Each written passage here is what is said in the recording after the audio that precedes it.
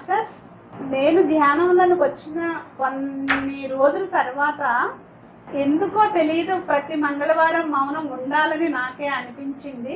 ప్రతి మంగళవారం మౌనం ఉంటాను. అలా కొంతకాలం అయిన తర్వాత మౌనం అలా ఉండడం వల్ల చాలా బాగుంది నాకు. మళ్ళీ పౌర్ణమికి మౌనము, అమావాస్యకి మౌనం ఉండాలనిపించి ఇప్పుడు పౌర్ణమి మౌనము, అమావాస్య మౌనము, మంగళవారం మౌనము. అది ఇప్పుడు ఇంకా మాటలు తగ్గిపోయినాయి. ప్రతిరోజు మౌనము, అవసరమైతేనే మాట్లాడడము, అవసరం లేకపోతే మాట్లాడకుండా ఉండడము. మాటలు చాలా తగ్గిపోయినాయండి. ఎంత అద్భుతంగా ఉందో అలా ఉండడం వల్ల. అలా ఉండడం వలన మౌనము ఎక్కడ ఉంటే అక్కడ హింస ఉండదన్నమాట. హింస అంటే మనం ఏమనుకుంటున్నామంటే మాస్టర్స్, ఒక జీవిని చంపి తినడం అనే అనుకున్నాం ఇప్పటి వరకు.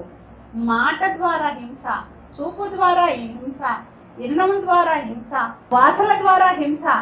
పక్కనోడు ఏదో వండుకుంటే మనము దాన్ని భావ రూపంలో అంగీకరించడం కూడా హింసే అండి మాస్టర్స్. కాబట్టి మౌనం ద్వారా ఇంత నేర్చుకున్నాను అన్నమాట. సరికానివి చూడము, సరికానివి వినము, సరికాని వాసనలు జోలికి పోము. ఇంత మౌనం ద్వారా తెలుసుకున్నామండి మాస్టర్స్. అలాగే మనసు సందిగ్ధంలో ఉంటుందండి మౌనము. ఏదైనా మాట మాట్లాడాల్సిన చోట చాలా ఆలోచించి మాట్లాడతాం అన్నమాట. ఇంతకుముందు తెలియదు ఈ మాట ఇలా మాట్లాడాలి, మాట్లాడకూడదు అనేది తెలియదు. ఈ మౌనం ద్వారా మాట మాటకి గ్యాప్ వస్తూ ఉంటుందండి మాస్టర్స్. స్పీడ్గా రాదన్నమాట. మాట మాటకి ఆలోచించి మాట్లాడతాం అన్నమాట. ఈ మాట మాట్లాడొచ్చా, మాట్లాడకూడదా అనేది మౌనం ద్వారా మౌనము నేర్పిస్తుందండి మాస్టర్స్ మనకి. మనిషికి సహజంగా లభించిన ఇచ్చండి, మన లోపలే ఉందండి అది. మనం ఇలా ఉండటానికి, మౌనంగా ఉండటానికి అది మన లోపలే ఉంది. ఇంతకుముందు మనకు తెలియదు. ఇది మౌనంగా ఉన్న తర్వాత ఒకటి మనకి దొరికింది. దాని ద్వారా ఏంటి, ఆనందంగా ఉన్నాన్ని దాన్ని ఆచరించాలన్నమాట. ఆచరిస్తే మరింత తెలుసుకోగలం అన్నమాట. ఈరోజు నేను 1 గంట మౌనంగా ఉంటా. ప్రతి సోమవారము లేదా మంగళవారం, మీ ఇష్టం.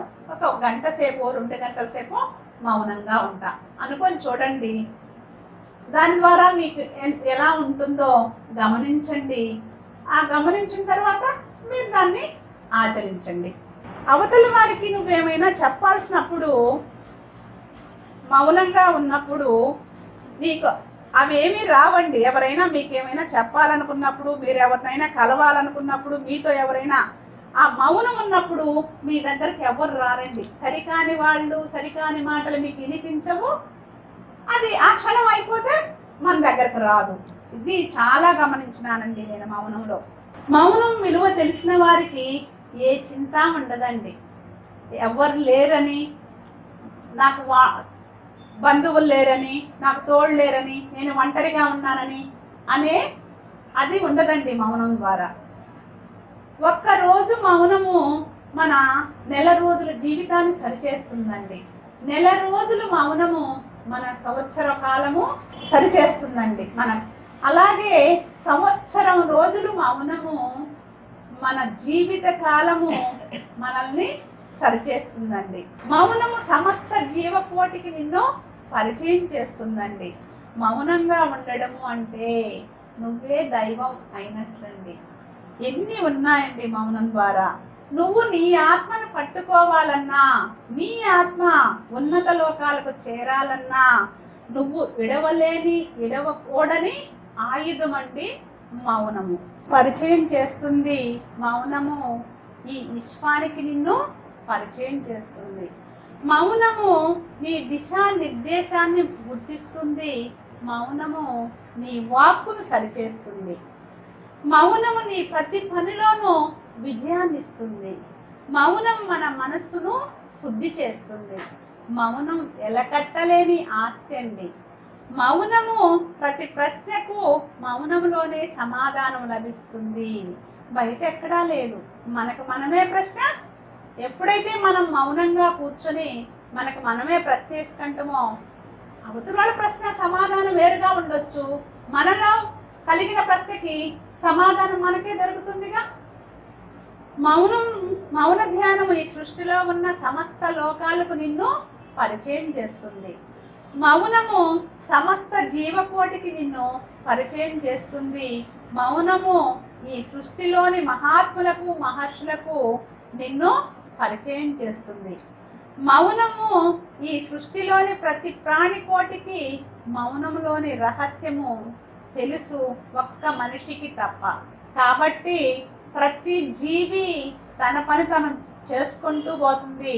ఒక మనిషి మాత్రము పక్కలు చూస్తుంటాం, పక్కన వాళ్ళతో పోల్చుకుంటుంటాం. ప్రతి జీవి మిగతా 84 లక్షల జీవరాశులు అవి మౌనంగానే వాటి పని అవి చూసుకుంటుంటాయి అన్నమాట. నీ ఆత్మకు మోక్షాన్ని అందిస్తుంది మౌనము. కాబట్టి మై డియర్ మాస్టర్స్, వీలైనంతగా మౌనంగా ఉండండి. మీ ఆత్మని మరింత ఉన్నతంగా తీర్చిదిద్దుకోండి. Thank you.